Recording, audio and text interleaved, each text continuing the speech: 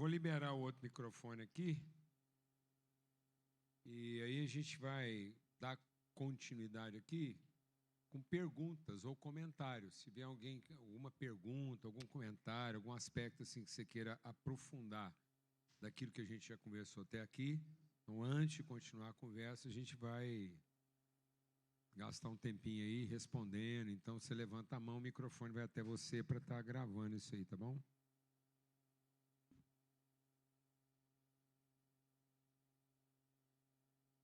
No começo de pergunta é assim mesmo, ninguém fala nada, porque ou todo mundo entendeu tudo ou ninguém entendeu foi nada. Então, mas aí devagarzinho elas vão chegando. Pronto. Lá.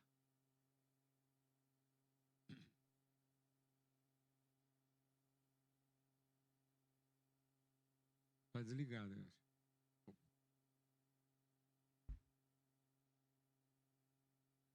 Jesus. Está aqui. Boa tarde a todos, pastor Inácio. Eu só queria que o pastor Paulo pudesse nos ajudar com relação à questão que foi falado sobre Deus não como Deus, mas como Pai. Eu entendi. Eu só queria que o senhor falasse a diferença que há entre filhos de Deus, filhos do diabo e criaturas. A criatura é ignorante. E Deus não leva em conta os tempos da nossa ignorância. Então, é como a gente tem dois níveis de criatura. No universo das criaturas, a Bíblia diz o quê? Que ela é animal e terrena. Então, eu tenho um ente vivente que ele é totalmente instintivo. Aí eu tenho um outro ente que ele é um pouco cognitivo. Mas ele ainda está no âmbito da criatura, porque ou ele é ignorante ou ele é mal entendido. Certo? Então é por isso que geralmente na Bíblia Deus não responde a mesma pergunta 3 vezes. A primeira vez que eu pergunto, eu sou ignorante. A segunda vez é porque eu não entendi. A terceira vez eu não estou perguntando, eu estou questionando. Eu estou me opondo ao pensamento na forma de uma pergunta. Por isso que Jesus respondia perguntas, mas não respondia questionamentos. Então, quando Jesus era questionado, ele devolvia com outra pergunta. Porque ele não estava tratando nem com a ignorância, nem com o mal entendido. E quem geralmente questionava Jesus na forma de pergunta? O fariseu, que é aquele que, tendo conhecimento, se rebela. Então, a condenação não vem sobre o ignorante. A condenação não vem sobre o mal entendido. A condenação vem sobre aquele que, tendo entendido, se rebela e se submete contra isso. Então, nós estamos fazendo uma pregação que ela é condenatória de juízo. Por quê? Porque nós estamos condenando o ignorante e o mal entendido. Como se o pecado condenasse alguém, sendo que todos os pecados já foram perdoados. Então, não existe mais condenação para o pecado. Assim como não existe mais obra a ser feita para salvação do pecado. Então, todos os pecados já foram perdoados. Então, onde virá a condenação? É para aqueles que, tendo sido perdoados, se rebelam. Por isso que quem vai entrar em juízo não é o incrédulo, é o crente. Conversando com Jesus no dia do juízo, não tem um incrédulo. Tem alguém que fez as coisas em nome dele a seu próprio favor. Amém, mano? E às vezes nós estamos condenando as criaturas em vez de repreender os rebeldes. E aí não estão percebendo que qual é o pecado que não tem perdão? O pecado contra o Espírito. Qual é o ministério do Espírito Santo? A comunhão.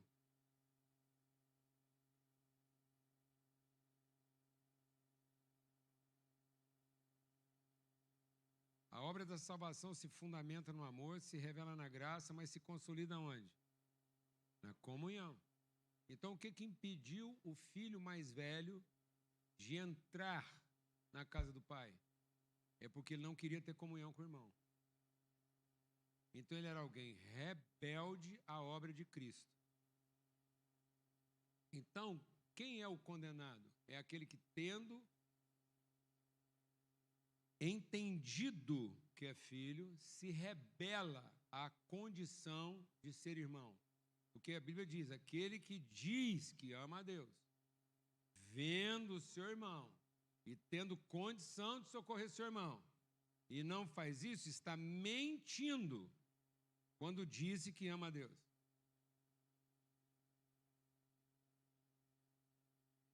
Então nós estamos condenando pelo pecado, sendo que o que condena é a rebeldia.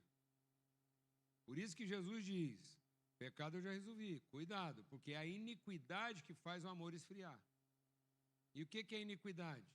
É tendo sido perdoado do pecado, a gente ainda mantém o direito. Então essa coisa de manter o direito é uma rebeldia contra a graça. Porque se eu ainda tenho direitos, então é porque eu não fui salvo pela graça mediante a fé. Eu ainda estou confiando nas minhas competências. E baseado na minha competência, eu condeno o meu irmão no comportamento dele.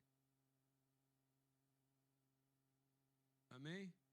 Então a criatura é aquela que não tem entendimento. E ela não tem entendimento porque ela é animal terrena. Agora, o que é o demoníaco?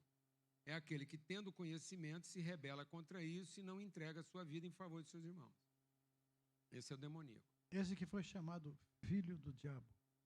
Exatamente, filho do diabo. Quem Jesus chamou de filho do diabo? Fariseus. Só os crentes. Verdade. Que condenava quem? Os irmãos.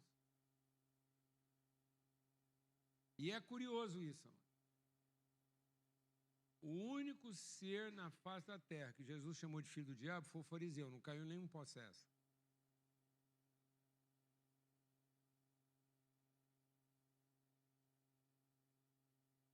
Os filhos de Deus. Tá vendo? E aí tinha gente que caía, estava possesso, ficava liberto e era filho de Deus.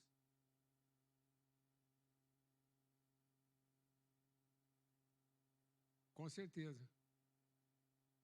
Está vendo? Porque ele comia na mesa. Por isso que Jesus diz que quem está traindo ele não é quem está lá fora. É quem enfia com ele a mão no prato. Então, onde Jesus é traído? Na cruz? Não, na mesa. Não tem como Jesus ser traído na cruz, porque lá ele diz assim, perdoa porque eles não sabem o que estão fazendo. Então não tem como Jesus ser traído na cruz, porque ele está perdoando o pecado de todo mundo. Então onde Jesus está sendo traído? Na mesa. Por isso que quando o povo não entendeu a cruz, Jesus repetiu a mesa. E nós estamos fazendo o quê? Nós estamos repetindo a cruz para ver se o povo entende a mesa. Porque nós fizemos que só merece a mesa quem entendeu a cruz. Não, amado, só vai entender a cruz quem participar da mesa. Pastor, só para terminar então, por exemplo, João 1,12, quando é falado que ele veio para os seus, e os seus não o receberam. Então, a todos quanto o recebem, deu o direito de serem feitos. E que, na verdade, não é o direito, é a autoridade. Porque se é por adoção, é autoridade. Então, filho não tem que ter poder, filho tem que ter autoridade. Então, quando ele está falando de poder ali, ele não está falando, não é o poder de quem pode, é a autoridade de quem é. Por isso, Jesus veio sem poder e toda autoridade. Ele se esvaziou de todo o poder para revelar a autoridade que ele tinha. Por isso, ele era menor do que os anjos. Jesus expulsava demônios que... Jesus tinha menos poder do que o menor demônio que ele expulsou. É o que Hebreus fala. Porque ele nunca expulsou demônio com poder, mas com autoridade. Quem tem que ter poder é escravo. O filho tem que ter autoridade para fazer aquilo que o poder não pode fazer. Por isso nós temos que ensinar uma igreja que se esvazia do poder para ter o quê? Autoridade. É o que você falou. Qual é a grande dificuldade? Você está formando líderes há 23 anos e eles continuam dependendo do seu poder em vez de assumir a responsabilidade. Porque nós ensinamos que os líderes têm poder e não autoridade. Então nós estamos formando líderes ruins porque estamos ensinando eles a depender de quem? Do poder. No fim, eles são filhos da carne. Paulo diz que os filhos da carne é que vão perseguir nossos filhos do Espírito. Porque quando você qualifica um servo, que ele só assume a responsabilidade que ele acha que ele é capaz, ele não vem conversar com você de responsabilidade, ele vem conversar com você de direito. Então, nós estamos formando um tipo de líder que só sabe conversar conosco a respeito de direito, ele não quer herdar a família, ele quer herdar a empresa.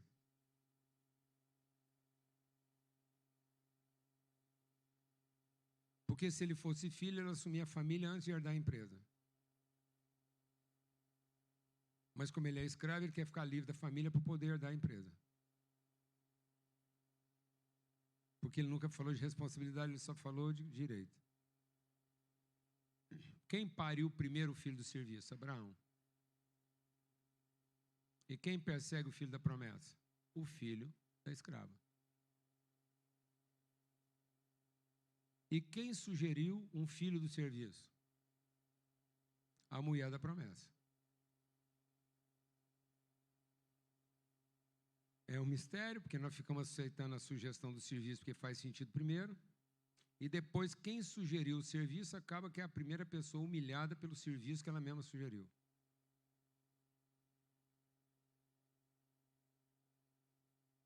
Amém, mano?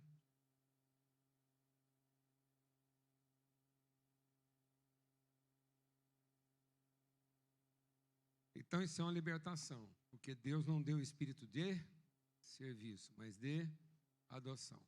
E é curioso, porque existe um texto na Bíblia que diz o seguinte: como é que você vai perceber que você está trabalhando com o espírito de adoção e não de serviço?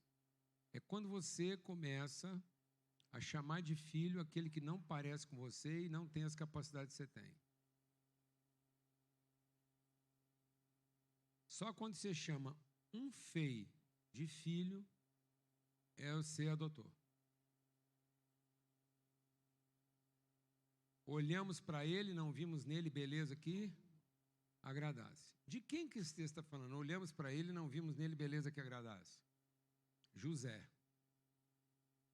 Porque Jesus não podia parecer com José. Porque Jesus era 100% carne de Maria. Ele não podia ter nem o nariz de José, para ninguém suspeitar que no fundo foi um negócio lá que o José, entendeu? Então, toda vez que José olhava para Jesus, ele não via beleza que agradasse. Então, a relação de José com Jesus foi toda por adoção.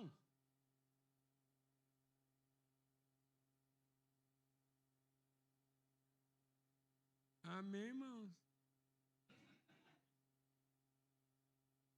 Uma palavra empenhada desde o começo. E, no entanto, Jesus diz assim: eu só faço aquilo que eu vi meu pai fazer. Jesus está falando de Deus ou de José? Ou de ambos? De ambos. Porque nós não podemos separar o homem de Deus. Então, quando Jesus fala, eu só vi aquilo que eu vi meu pai fazer, é porque Deus deu para José um pai segundo o coração dele. Que pensou em desistir porque não viu nele beleza, mas amanheceu assumindo o compromisso de ser pai por adoção. E Jesus só é rei de Israel, cheio de autoridade, porque é filho de José e não de Maria. Porque de Maria ele é filho de Adão. De José ele é filho de Salomão. Então Jesus não poderia ser rei de Israel se ele não tivesse sido adotado por José. Amém? De Maria ele tinha poder de homem. Em José ele tinha a autoridade de um filho por adoção.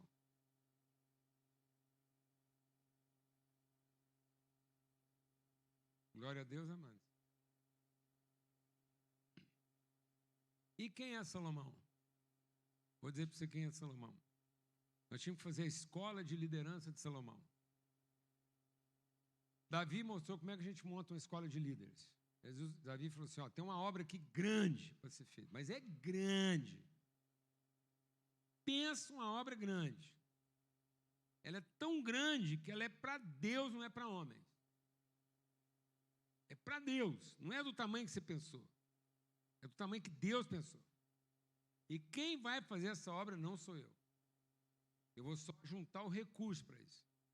Mas quem vai pegar essa obra para fazer é meu filho Salomão, que é jovem e inexperiente.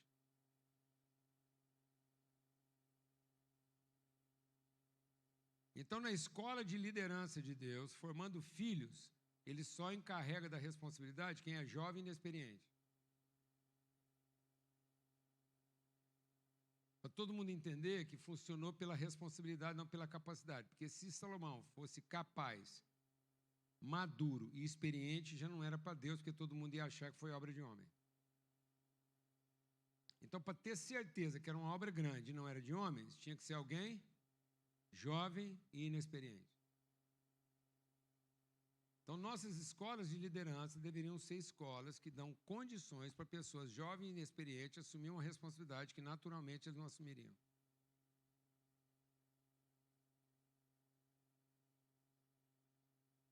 Glória a Deus, amado. Aleluia. Porque se eu esperar ele ficar maduro e experiente, ele vai falar comigo de direito. Mas se ele assumir a responsabilidade quando ele ainda é jovem e inexperiente, ele vai sempre falar sobre responsabilidade. Amém? Glória a Deus.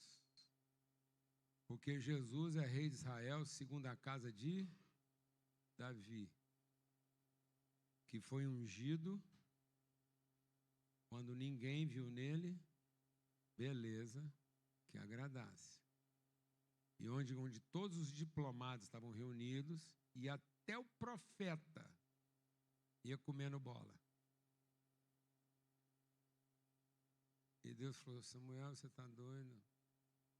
Segura o óleo.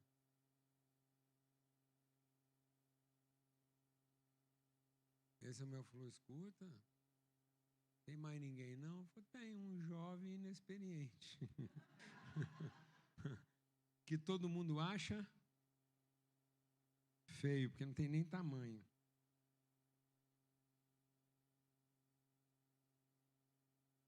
Amém, amado? Bom, voltando à questão do multi... Mais alguém tem alguma pergunta? Então, para a gente concluir a tempo aqui, voltando aqui para Efésios 3, a gente queria trabalhar agora a questão da multiforme sabedoria de Deus. Tá bom? Porque eu creio que isso vai ser essencial aqui, assim, no nosso entendimento de vocação da igreja nos dias de hoje. Para que, o que está escrito em Efésios? Para que agora. Para que hoje. Então, o que Jesus veio inaugurar? O que Jesus veio inaugurar? O dia que se chama hoje. Então, desde que Jesus revelou o propósito do Pai, Jesus está revelando na consumação dos tempos. Então, desde a revelação de Cristo, nós estamos vivendo o eterno. Então, não posso olhar a igreja como a igreja do passado. Eu não posso olhar a igreja, eu não vou saber a igreja se eu pensar, a igreja brasileira, a igreja japonesa. Não existe igreja brasileira, nem igreja japonesa, nem igreja americana, nem igreja europeia. Existe a igreja no Brasil, a igreja no Japão, a igreja na Europa, e ela é essa pessoa sendo construída, onde em cada lugar e em cada momento ela vai revelando a igreja no seu hoje.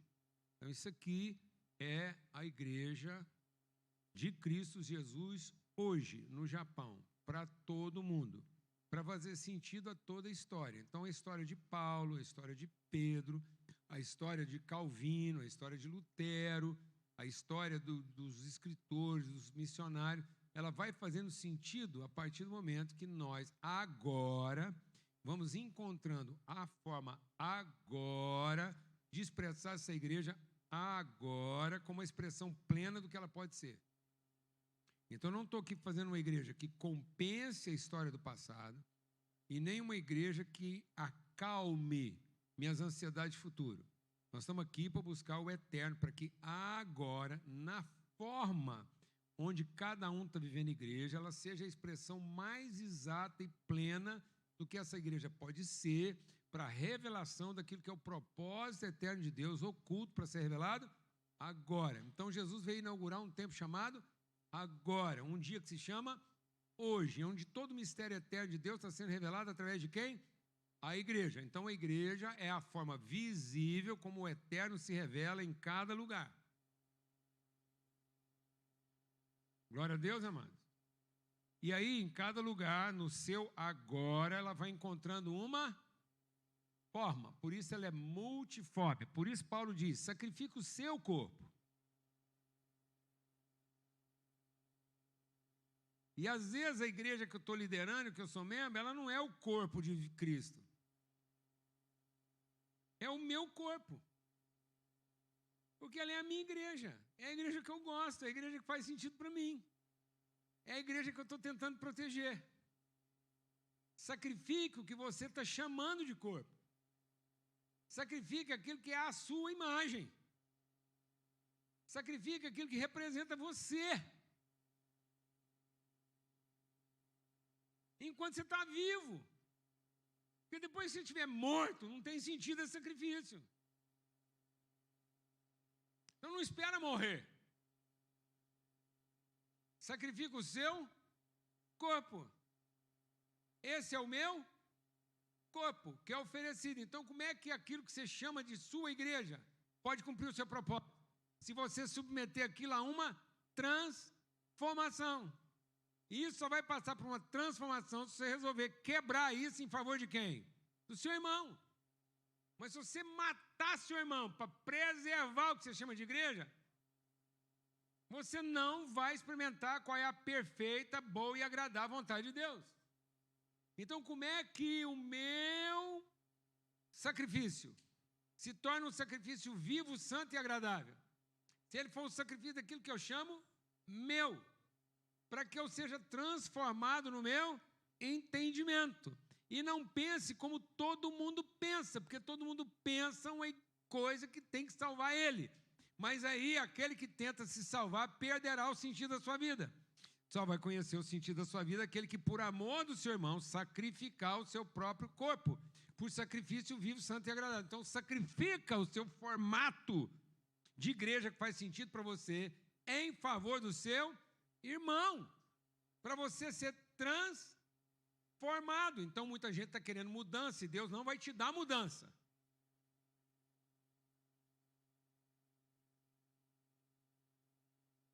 Porque Deus não muda. Ele é o mesmo ontem, hoje e vai ser sempre. Mas o Deus que não muda submeteu a Ele mesmo um processo de transformação, porque Ele resolveu ser conhecido através de um corpo. Então, meu Deus está sendo transformado todo dia. Porque todo dia eu tenho uma expressão distinta de quem Ele é através da vida e da comunhão com os irmãos.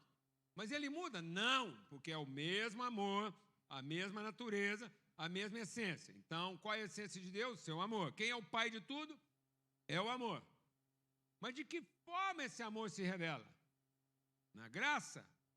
E essa graça é multiforme. Ela se expressa de várias maneiras. Em favor do quê? Da comunhão dos irmãos. Então, a graça é a forma como esse amor se aceita e impõe para si mesmo uma transformação em favor da comunhão. Então, Deus colocou para Ele mesmo o desafio de ser o quê? Transformado. Porque a cada momento eu estou encontrando uma forma de Deus expressar, dele falar através de mim e dele falar comigo. Vem cá, irmão.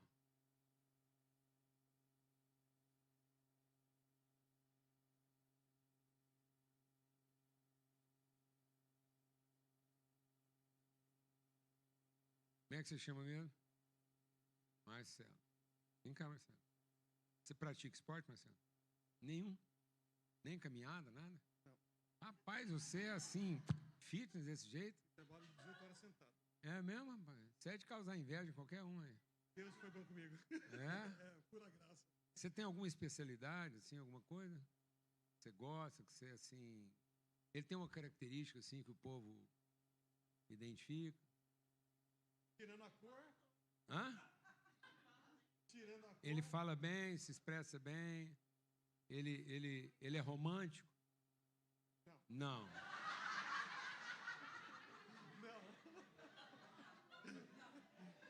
Aqui, Estou explicando. O Marcelo sou eu. Negro, alto, magro, sem fazer exercício. A Ana sabe. Como eu queria ser o Marcelo, belo, sem fazer exercício, trabalhando sentado, e ter uma mulher que ama ele sem ele ser romântico. quando eu falo que Deus é bom, as pessoas Rapaz, não entendem. você sou eu. Entendeu? Entendi. E eu sou você. Como eu vejo. É assim, amado. É assim. Quem aqui fala um bom japonês?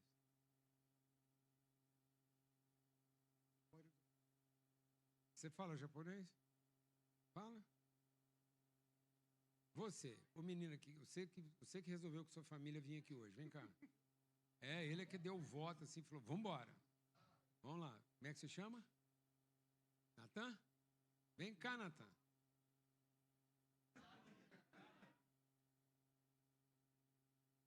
Fala, não, eu sei. Você sou eu com vergonha, vem cá.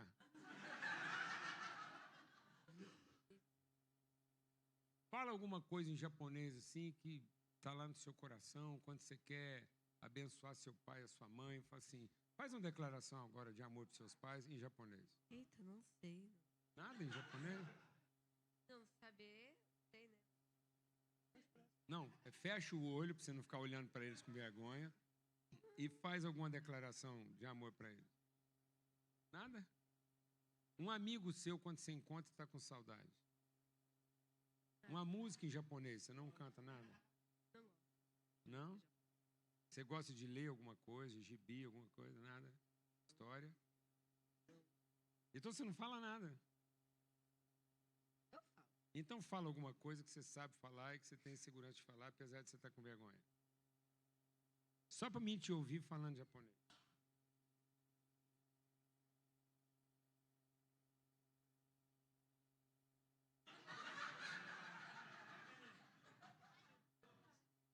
Isso? Ai, meu Deus. Vem cá, vocês dois, que é melhor pela boca de dois, na verdade, não, vocês dois, não, vem cá, vem cá, vem cá. Vamos ajudar os dois aqui, vem cá. Pronto. Juntos aqui, conversa alguma coisa em japonês, só para a gente ouvir vocês conversando. 怖いってなんか喋ってナタン喋ってなんか日本語喋ったお前ねえ早くやってなんかなめとほら。はい。言えや、完全に。はい。 Tá vendo? Eu não preciso nem saber o que eles estão conversando, porque eu já senti o clima.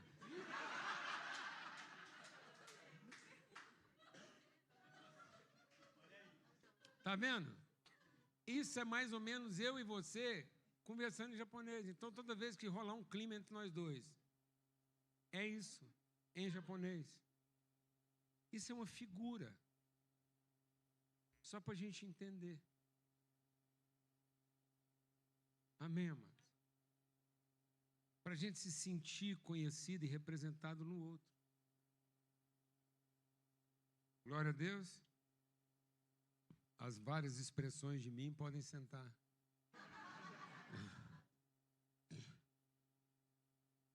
Aleluia, obrigado. Porque isso são formas distintas da mesma pessoa. Com as suas vergonhas, com os seus encorajamentos. E aí nós estamos mais preocupados em entender do que em conhecer. quem tenta entender porque quer controlar. A gente só quer entender o que a gente quer controlar. E Deus não levantou você para entender. Deus vai dificultar o seu entendimento para você perceber que o amor excede o entendimento. Jesus não falava por parábola para facilitar o entendimento. Jesus falava por palavra para instigar o conhecimento. Então, quando você desiste porque não entendeu, é porque você nunca amou. Porque quem ama continua insistindo no relacionamento porque quer conhecer, apesar de não estar entendendo. Eu vou morrer sem entender minha mulher. E vou continuar amando, porque eu não preciso entendê-la, eu preciso só conhecê-la. E você está tentando entender seus filhos em vez de quê? Conhecê-los. E só quando você conhece, você vai conseguir ser para eles uma referência segura. Eles mesmos não conseguirem se entender. Amém, amado? Ter dúvida, voltando lá, né, para a criatura. Ter dúvida é falta de entendimento. Duvidar é falta de conhecimento.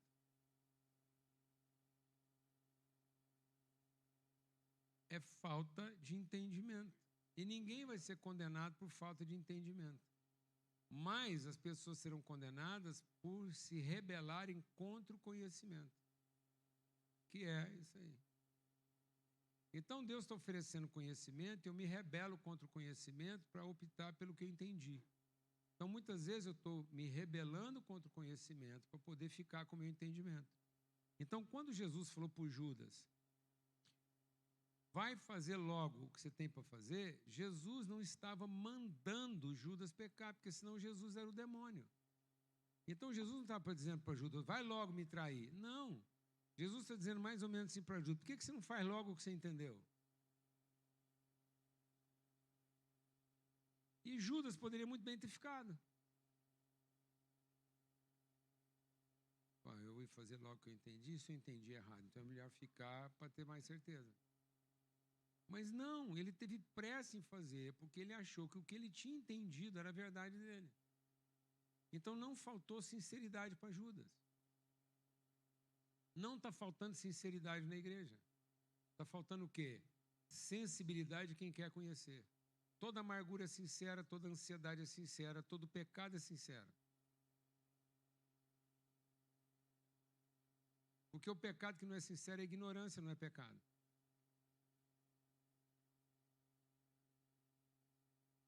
E Lúcifer só é Satanás porque ele é sinceramente magoado, porque ele foi frustrado numa expectativa sincera. Então não falta sinceridade em Satanás. Porque ele é sinceramente magoado a partir da sensação de um direito ferido.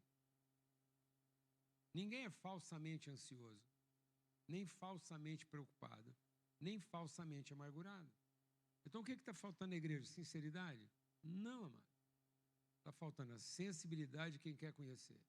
Porque nós estamos nos limitando à sinceridade de quem já entendeu. Então nós estamos tentando viver de acordo com o que a gente entendeu, em vez de ir além do nosso entendimento, porque o amor de Deus excede o mal entendido. Não excede todo entendimento. Então, para Deus não tem bem entendido nem mal entendido, porque Deus nunca preocupou em ser entendido. Deus se ocupou em ser conhecido. Então, a igreja não é para fazer Deus entendido. A igreja é para tornar Deus conhecido. E Deus só pode ser conhecido como Pai, por mais que Ele seja entendido como Deus. Então, Deus quer livrar todo mundo daquilo que Ele entendeu de Deus, para levar todo mundo ao conhecimento do Pai. E o conhecimento do Pai excede todo entendimento. Então não faça a igreja que você entendeu. Continue a viver para ser a igreja segundo aquilo que Deus revelou de si mesmo. E a igreja de quem conhece a Deus. e não a religião de quem entendeu a Deus e está se limitando a viver segundo o que entendeu. Conheçamos e prossigamos em conhecer. Porque se você não continuar conhecendo, você vai parar naquilo que você entendeu, achando que é aquilo que você conhece. Não transforme a sua possibilidade de conhecimento na prisão do seu entendimento. Glória a Deus, amado. Por isso nós avançamos em conhecer. E aí eu queria concluir falando sobre essa questão da forma, da multiforme. E aí, para falar isso, a gente vai falar de duas coisas que são essenciais. Porque o que acontece? Geralmente, no nosso entendimento, a gente foi pelo visível. E só é conhecimento quando eu posso discernir todas as coisas a partir do seu invisível. Então, a igreja não é o visível do visível. A igreja foi chamada para ser o visível do invisível. Então, é essencial na vida da igreja o seu invisível. Então, a igreja é chamada para ser a expressão visível de uma revelação invisível. Então, a igreja não vive de competência, ela vive de revelação. Então, Deus não levantou o homem para ser o visível do visível. Por isso que a fé não é a certeza do que se vê. Então, nós não estamos aqui usando a fé para fazer bem feito o que já foi feito. Nós estamos aqui para, pela fé, ter a ousadia de, quem sabe, fazer mal feito o que ainda não foi feito. Então, é preferível uma igreja que tem fé suficiente para fazer mal feito o que ainda não foi feito, buscando sensibilidade, do que uma igreja que se conformou em continuar fazendo bem feito o que já foi feito. Porque para fazer bem feito o que já foi feito, você não precisa de fé. Glória a Deus, irmão. Amém? Então, vou te falar uma coisa. Na natureza, olha como é que Deus conversa com a gente. Por isso que Deus falou assim, ó, a sala de aula vai estar pronta. O lanche está preparado. Eu vou pôr vocês aqui para aprender.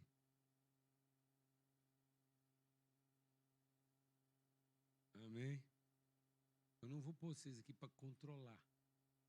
Só para cultivar, guardar. Guardar dos capetas, não, guardar para que isso não mude o seu propósito. Tanto que não era para guardar do capeta, que quem deixou o capeta entrar no jardim? Deus. Então, se fosse para guardar o jardim do capeta, quem falhou primeiro? Deus que deixou ele entrar, ué. Então, quem deixou o capeta entrar no jardim? Então, nós não estamos aqui para expulsar o capeta do jardim. Nós estamos aqui para guardar o que Deus fez, para que o capeta que está aqui junto conosco não mude o seu propósito. Então, nós não estamos aqui para controlar o capeta. Pronto. Glória a Deus, amado. Pronto. Então, nós estamos aqui para cultivar e guardar. Guardar no sentido do seu propósito. E cultivar para que haja condições para cada coisa cumprir esse propósito. Amém? Então, não estamos aqui para controlar. E em cultivando e guardando, nós vamos o quê? Aprendendo a conhecer. Por isso que quando Deus fez a árvore primeiro, e depois fez a gente, e usou verbos da árvore para falar da gente, ele disse assim, ó, presta atenção, está tudo pronto? Você está vendo que você chegou depois? Então você não veio aqui para fazer. Eu te coloquei num lugar onde já está tudo pronto. Então, tudo que era de fazer está feito. Agora, presta atenção. Eu já abençoei você. Já abençoei você. Para quê?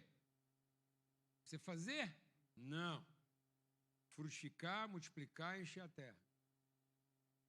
Então, Deus nos abençoou para um processo.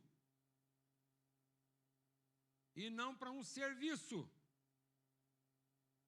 E Deus nos abençoou para gerar um fruto desse processo.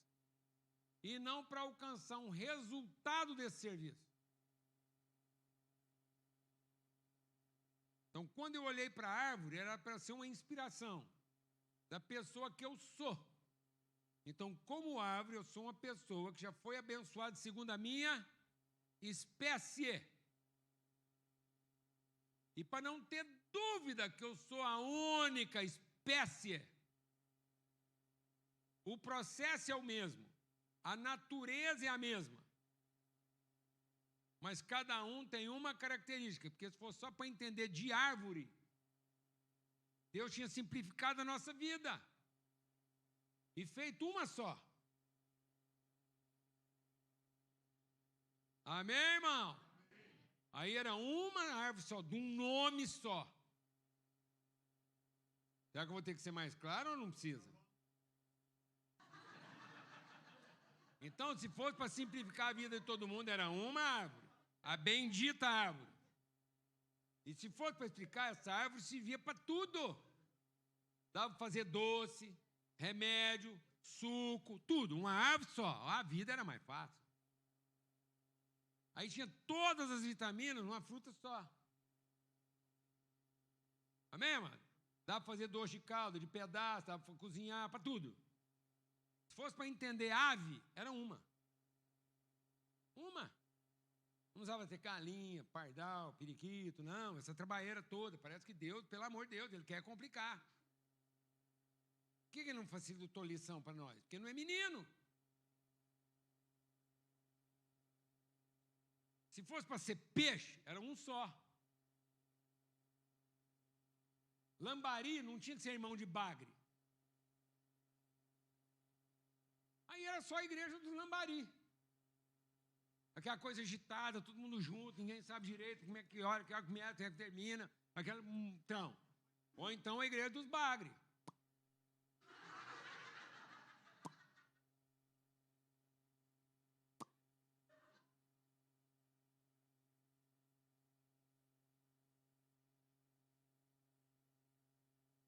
Não.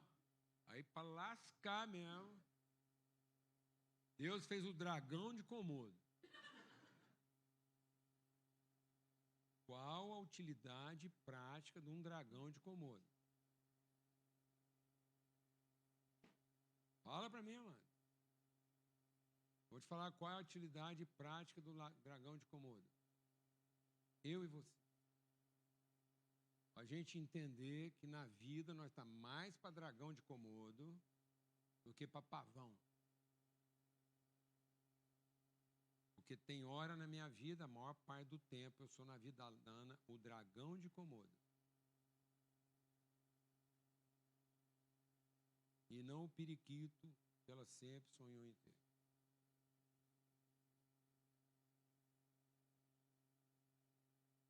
Eu comi os periquitos dela.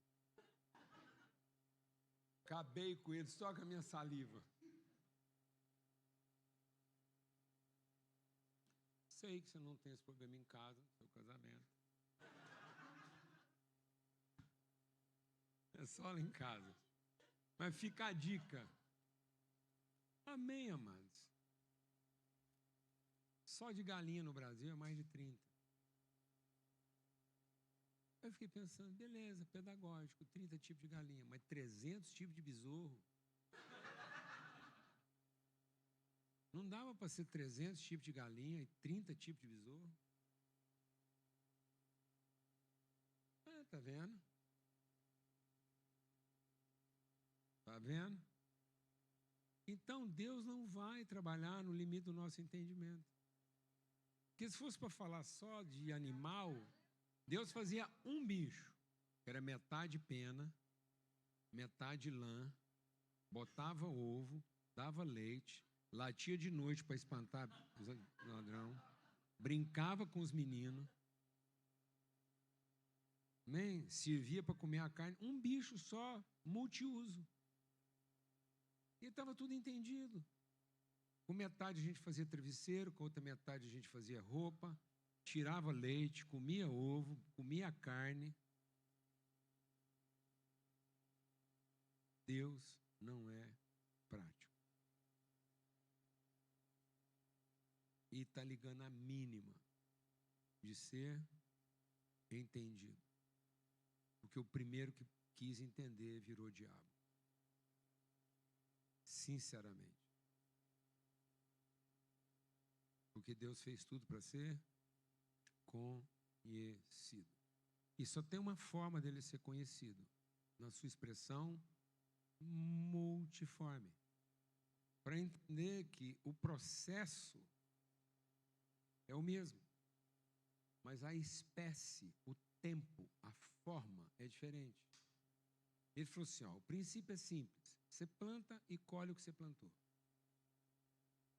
Eu digo, mas é simples assim? É. Toda árvore vai dar fruto segundo a espécie da sua semente que está nela. Que é a coisa mais simples. E é exatamente porque é simples, é altamente complexo. Por quê? Porque um alface dá com uma semana. Coco dá com 7 anos. Coelho dá 10 a cada 2 meses e 3 meses. Elefante dá 1 a cada 13. Às vezes você está oprimindo um pastor de uma igreja, elefante. Só porque você tem uma igreja, coelho.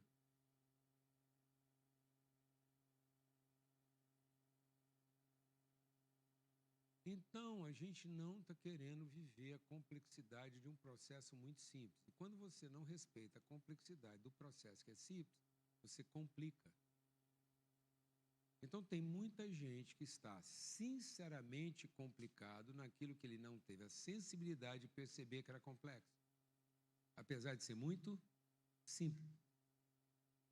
Então, quando eu não tenho a sensibilidade para as coisas simples e, portanto, complexas, eu acabo complicando, tentando fazer isso da forma como eu entendi. E ele fez de forma complexa e simples. É simples para que eu não tenha medo. É simples porque eu não perca a esperança. É simples para que se eu vi a alface com 7 meses, eu tenha fé para esperar o coco com 7 anos. Por isso que é simples. É tão simples que se eu tiver fé para o processo, eu vou ter sensibilidade. Mas se eu, na minha sinceridade, querer ver o resultado, eu vou complicar. Como a gente está complicando para muita gente, porque nós não estamos tendo a sensibilidade de entender que cada um vai viver um processo diferente para chegar no mesmo propósito. Glória a Deus, amado. E aí, para concluir, uma vez entendido isso, quando você olha para a natureza, o que o capeta fez com a gente?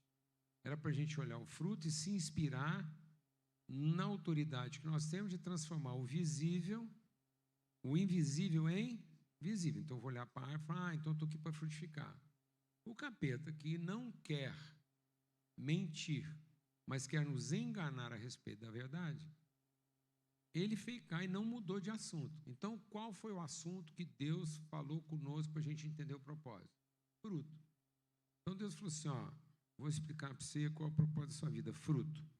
Aí o diabo, para não assustar a gente, ele não veio falar de futebol, não veio falar de mulher, não veio falar de liderança, nem de igreja, não. Ele veio falar de quê? De fruto. Ele falou assim, é o seguinte, coma, que então você será. Sendo que Deus tinha dito, seja e você vai frutificar. Então, o fruto é a expressão de quem eu sou. O diabo diz, não. O fruto é o meio de você se tornar quem você não é. Então, a igreja expressa quem eu sou, ou é o meio que a gente encontrou de se tornar quem a gente não é?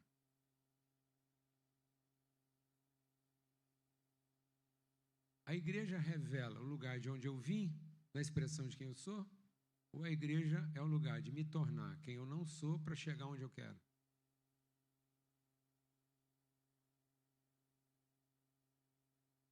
Amém, amados? Então, nós deixamos de ser frutificadores para ser comedor de fruto. Então, está vendo como é que nós dessignificamos o sentido?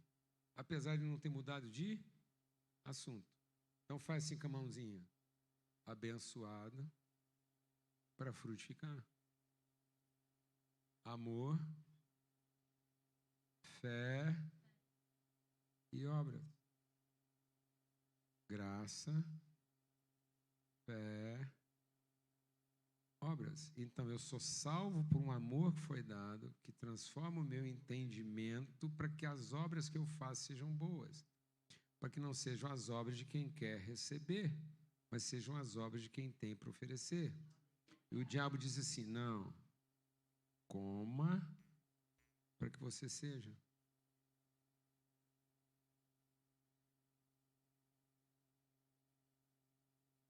Então, faz com a mãozinha, abençoado para frutificar. E o diabo disse o quê? Comer para ser abençoado.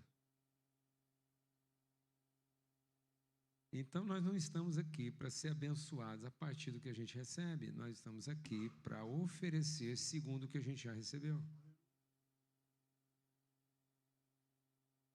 E aí, quando eu olho para a natureza, que é o ambiente que Deus queria conversar com a gente, a natureza é um ambiente de uma pedagogia de formas provisórias. Na natureza não existe nenhuma forma definitiva. Fala para mim alguma coisa que na natureza tem uma forma definitiva.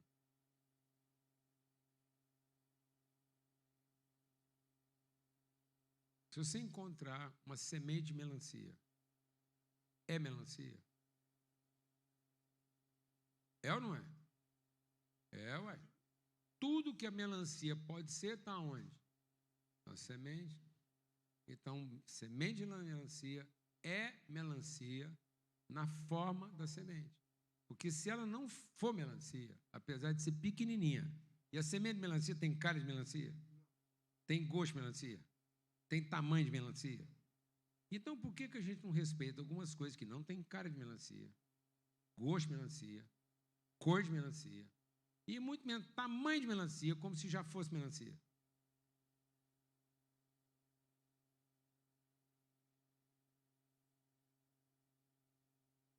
E o que faltou para mim, então? É porque eu não entendi que aquilo já é melancia, porque quem conhece melancia desde a semente. É essa sensibilidade que Deus quer que você tenha.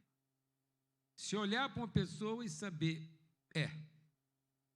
você não sabe, mas eu sei de você o que você não sabe. E eu não estou aqui para você satisfazer as minhas expectativas que eu tenho a respeito de você. Eu estou aqui para oferecer a minha fé a seu favor, para que quando você mesmo duvidar de quem você é, eu estou aqui para lembrar você quem você é. Porque eu vi você quando você nem forma tinha ainda. Porque eu tive de você a revelação do eterno. Quando você olha para os seus filhos, você tem expectativa do futuro deles, você tem convicção do eterno deles. Se você tem expectativa, eles são seus filhos, para seus filhos não tem salvação, porque da carne nada aproveita. Mas se você tem deles a convicção do eterno, você está aqui para ter a fé que eles não vão ter quando eles tiverem alguma dificuldade, porque você sabe de onde eles vieram. Amém? E aí você vai ajudá-los no seu processo de transformação, em vez de querer a mudança deles. E aí você vai trabalhar exatamente para que eles não mudem. Para que eles possam ser transformados com segurança. Glória a Deus, amado. Então eu não vou montar uma igreja para mudar meus filhos. Eu vou montar uma igreja segura para que eles possam viver os processos próprios da sua transformação. Quem quer viver uma igreja assim? Então bora trabalhar, amado. Uma igreja que oferece condições para cada filho poder viver a sua transformação é uma igreja onde as formas são provisórias. Tudo na natureza é provisório. Quando se olha um embrião num exame de ultrassom, aquilo é uma forma o quê? Provisória. E vai crescer para uma outra forma provisória. E depois vai ser parido numa outra forma provisória. Só que nós, homens de pequena fé, acostumados a pensar como o mundo pensa, num pensamento demoníaco, nós começamos a achar que provisório é improvisado. Não, improvisado é quando você abre mão do provisório e pega um provisório e transforma ele em definitivo. Então, tornar um provisório definitivo é a pior de todas as improvisações. Eu vou provar isso. É você pegar uma roupa de criança e querer vestir o adulto. Então, vestir uma roupa de criança no adulto é porque você pegou um provisório e transformou ele num definitivo. Isso é uma baita de uma improvisação. Então, nós estamos fazendo um tipo de igreja na tentativa de salvar o que nos interessa, que ela se tornou a improvisação, porque a gente não sabia conviver com forma madura com o provisório. Então, como a gente não tem maturidade para viver o provisório, nós estamos improvisando. Então, os modelos de igreja que nós estamos inventando são formas improvisadas de rebeldia contra o provisório, sendo que o provisório está na natureza como condição essencial da vida. Qual o lugar mais seguro que um ser humano habita quando ele vem no mundo? Olha, irmão. Qual o lugar mais seguro que um ser humano habita quando ele vem no mundo? O útero da mãe dele. Tudo funciona. Temperatura controlada, tudo. O que nós estamos fazendo, irmão?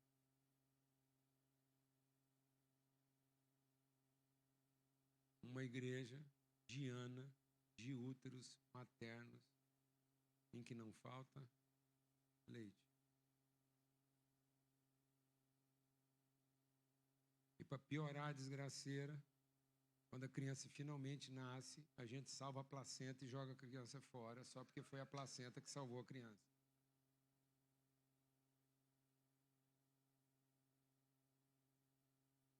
Você está aqui para salvar a placenta ou para jogá-la fora só porque ela era o quê? Fala para mim, mano. Qual foi a coisa mais importante na sua vida antes de você nascer?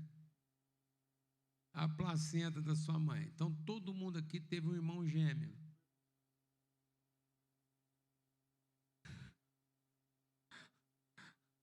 Amém, mano?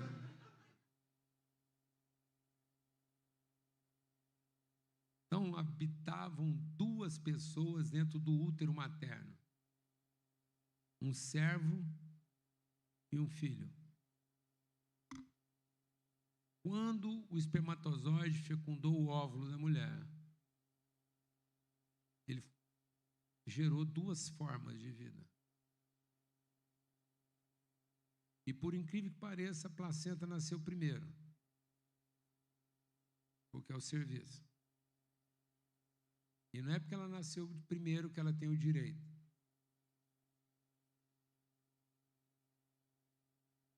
E não falta sinceridade na placenta. Pensa se a placenta pensasse igual o capeta pensava. E a hora que a criança nasceu, eu falei assim, como assim? Eu fui feito da mesma substância. Aliás, eu cheguei alguns minutos primeiro. E afinal de contas, eu não existo por causa dele. Ele é que existe por causa de mim. E ele só nasceu porque eu fiz o meu serviço. E Deus olhou e falou assim, aham.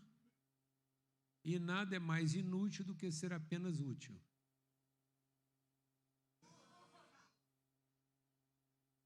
Então você cumpriu a sua utilidade, fim. Agora deixa o meu filho cumprir o meu propósito.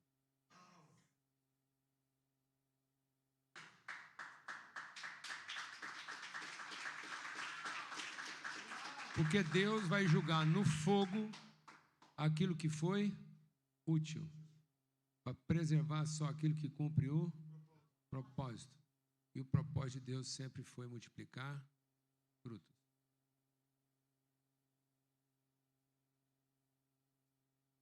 Uma árvore produz duas coisas, folhas e frutos. E a Bíblia diz, as folhas são para cura, os frutos são para alimento. As folhas resolvem, mas os frutos significam. E nós estamos matando os frutos para preservar as folhas. E um dia Jesus encontrou uma igreja onde não faltavam folhas, mas não tinha fruto.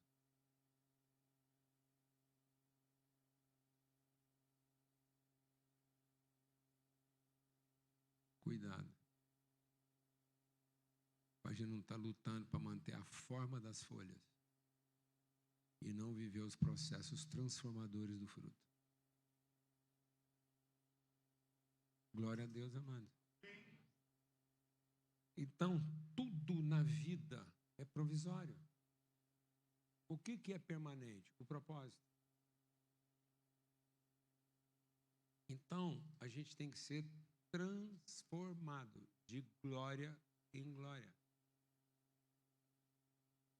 Porque a glória de Deus só vai ser revelada na medida em que cada um de nós for transformado. Ainda que a cada geração você tenha que julgar a placenta fora. Ah, foi muito bom, foi muito bonito. Ah, temos aqui uma estrutura, foi maravilhosa. Cumpriu o propósito? Cumpriu o propósito?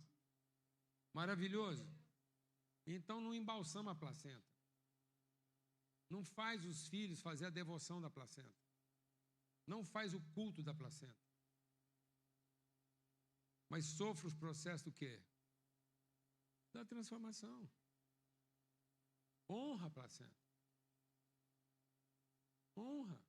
Está faltando honra em relação ao passado. E sabe como é que a gente desonra o passado? Idolatrando o passado.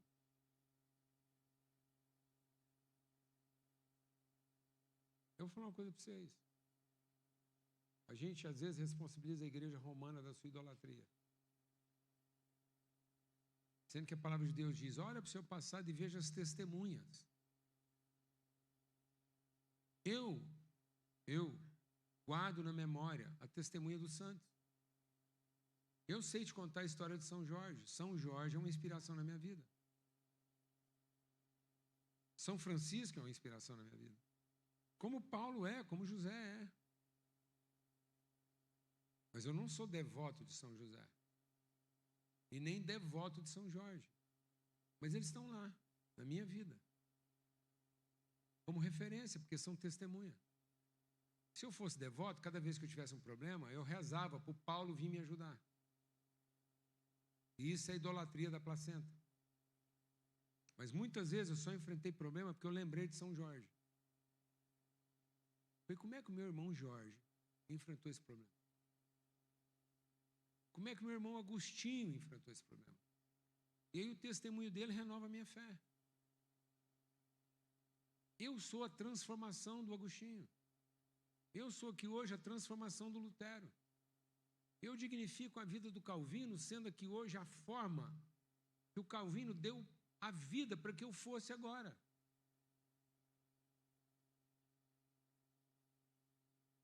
Então não evoque essas pessoas para defender seus interesses, mas se inspire no exemplo delas, para você ser a expressão agora, que a igreja pode ser na sua forma.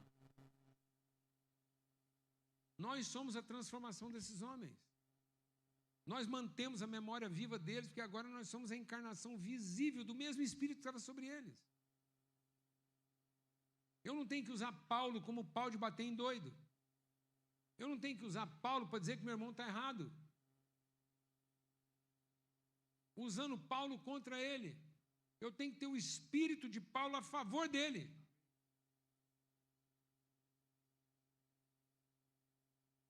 Glória a Deus, amado. Você é a expressão Paulo. Você é a expressão Lutero. Você é a expressão Livingstone. Tem uma estátua sua lá no centro de Edimburgo, na Escócia.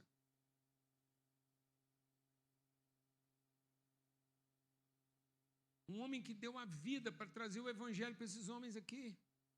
O evangelho chegou aqui antes de nós, em condições muito mais difíceis. Gente veio passar frio e fome. Deu a vida por esse povo.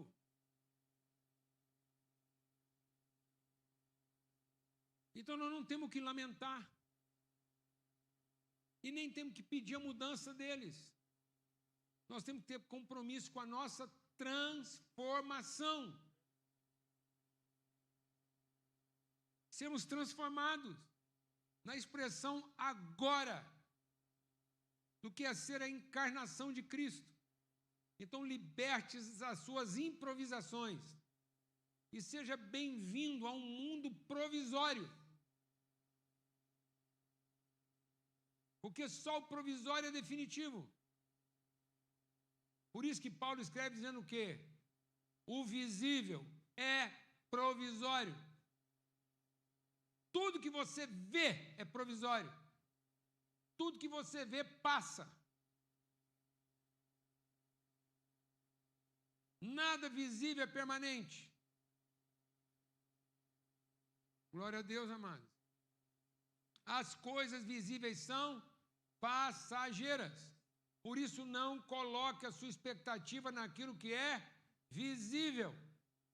Porque se você colocar a sua vida naquilo que é visível, você vai pedir que Deus mude as pessoas para honrar a sua forma, em vez de você ser transformado para honrar as pessoas. Quem quer a mudança dos outros. Quem busca a transformação em favor deles. Então não queira que as pessoas mudem para entender você. Mas conheça essas pessoas o suficiente para buscar as transformações para que o pai delas seja conhecido. Não queira que o lugar onde Deus te colocou mude a seu favor, mas seja transformado em favor deles. Um dos maiores profetas da Bíblia, um dos homens que Deus levantou para a transformação, era Jeremias. Você consegue imaginar a crise de um profeta a ponto de chamar Deus de mentiroso? Jeremias chegou para Deus e falou assim: o Senhor me enganou. O Senhor me levou para um lugar que não tem conserto. Sabe, presta atenção no que eu vou te falar. Sabe aonde Jeremias profetizava? Ao povo que ia para o templo. Então, Jeremias não era um cara profetizando. O povo via para o templo. Jeremias era um cara profetizando para todo mundo que vinha no templo. Você veio aqui profetizar para um povo ir para o templo? Não. Você está aqui para profetizar para um povo que vem para o templo. O que não falta nesse país? Templo. E Deus levantou você aqui como levantou quem? Jeremias. Mas se você não prestar atenção, você vai ficar magoado. E você vai achar que não tem jeito. E aí Jeremias pensou e falou: o Senhor me deu uma tarefa impossível. O Senhor foi para mim um ribeiro de águas que mentem. O Senhor me chamou para fazer uma coisa que não tem jeito. E foi falando.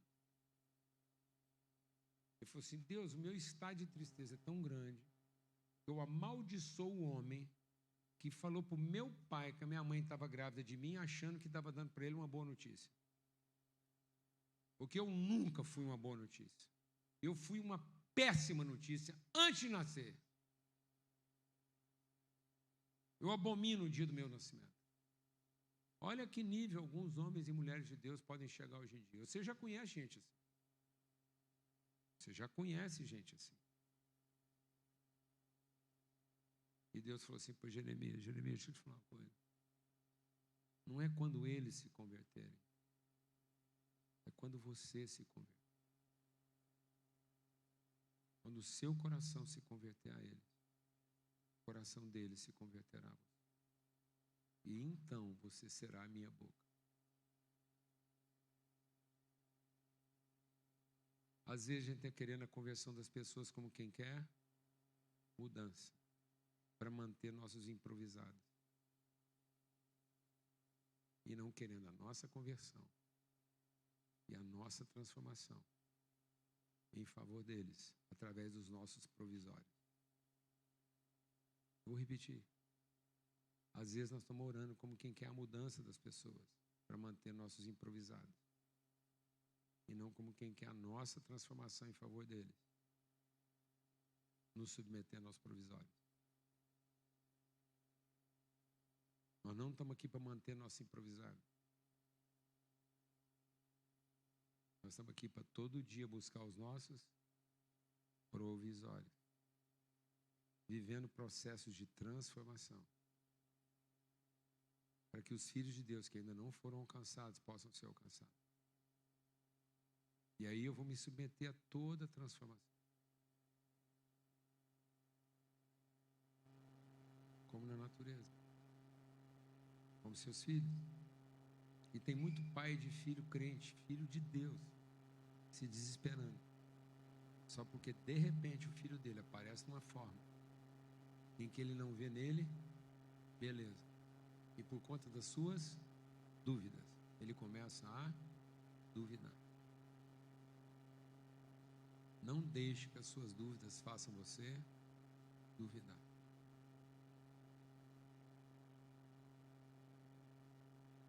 Glória a Deus. Não queira a mudança dos seus filhos, mas tenha fé para ajudá-los nos seus processos de transformação.